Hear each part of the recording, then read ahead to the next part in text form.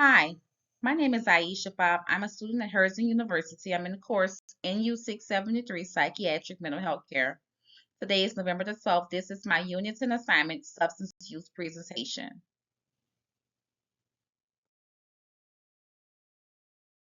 Cannabis, marijuana. The history of cannabis in the United States is extensive and tangled to say at the least. At this time, the federal government does not permit the use of sales or possession of cannabis, according to Page and colleagues 2020.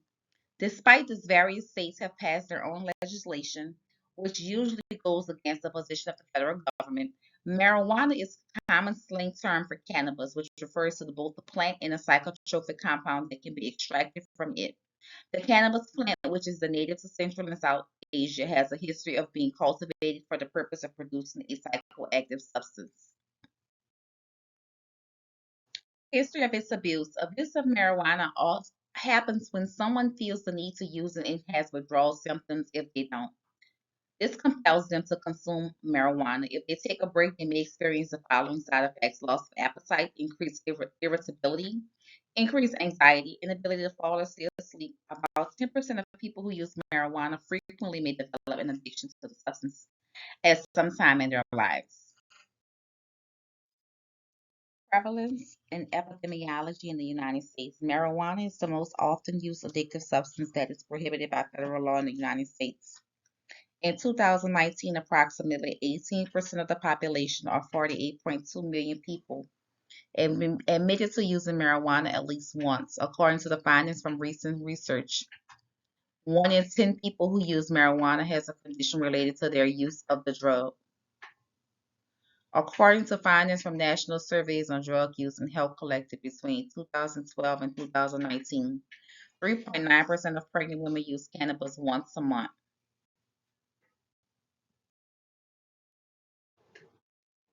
Risk factors. According to research conducted by Singh 2018, people who use marijuana regularly take deep breaths of smoke that has not been filtered and try to hold it in their lungs for as long as possible. This behavior makes marijuana use particularly hazardous to the lungs.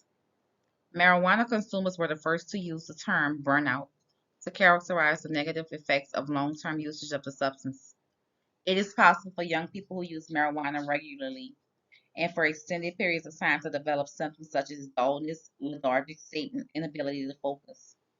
Marijuana usage may raise the likelihood of developing clinical depression or intensify the symptoms of any mental issues that already exist. Short and long-term side effects. Some of the short-term effects include a pleasurable state of euphoria, a sensation of relaxation, increased hunger, heightened sensory sensitivity, laughter, and an altered perception of the passage of time, according to Singh 2018. Long-term effects include, but are not limited to, cough and phlegm on a regular basis, an increase in the frequency of lung illness, and an increased risk of lung infections. The effects of marijuana on heart rate last for up to 3 hours after smoking the drug. The following are among the most frequent adverse effects: alterations in blood pressures, with reports of both low and high readings, in addition to an increase in heart rate, according to Singh 2018. Facial flushing, a false sense of well being or sensation of being high, or elation, laughing, dizziness, and tiredness.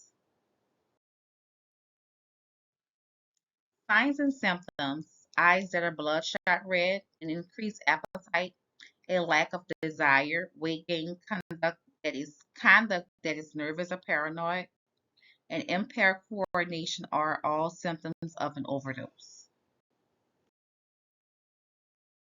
Potential for overdose.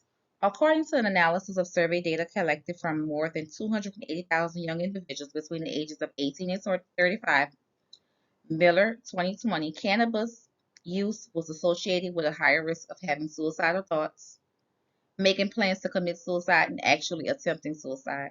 Suicidal ideation was present in 35% of depressed individuals who did not use cannabis, compared to 44% of the depressed individuals who use cannabis less frequently than once per day.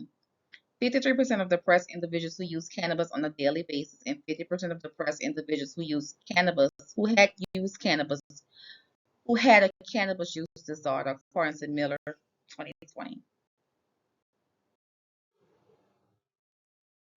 Care plan for a patient. Pharmacological treatment is Buspar is the only medicine that has proven efficacy for cannabis dependence in a controlled clinical trial. Buspar has been demonstrated for cannabis dependence. Non-pharmacological treatments such as motivation enhancing treatment, cognitive behavior therapy, and CM have been shown to be beneficial in reducing the amount of cannabis that a person uses on a regular basis. Patient education. Individuals need to be aware of the potential adverse effects and risk factors. Referrals. Because medical cannabis is still a relatively new therapeutic option in the medical world, many family doctors are supportive of its potential. Yet they frequently lack the expertise necessary to properly offer it to their patients. This is one of the challenges facing in the industry. Follow up as needed.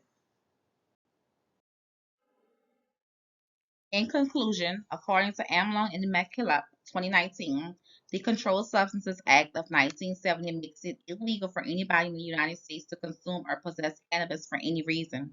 This includes medical use. Over the course of the past decade, there has been an increase in the level of concern regarding the possible health concerns associated with marijuana.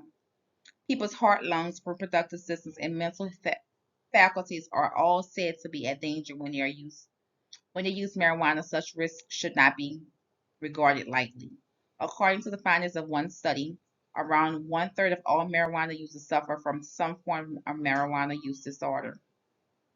The smoke from marijuana contains many of the same chemicals that studies have found in tobacco smoke. These substances are damaging to the cardiovascular system and the lungs.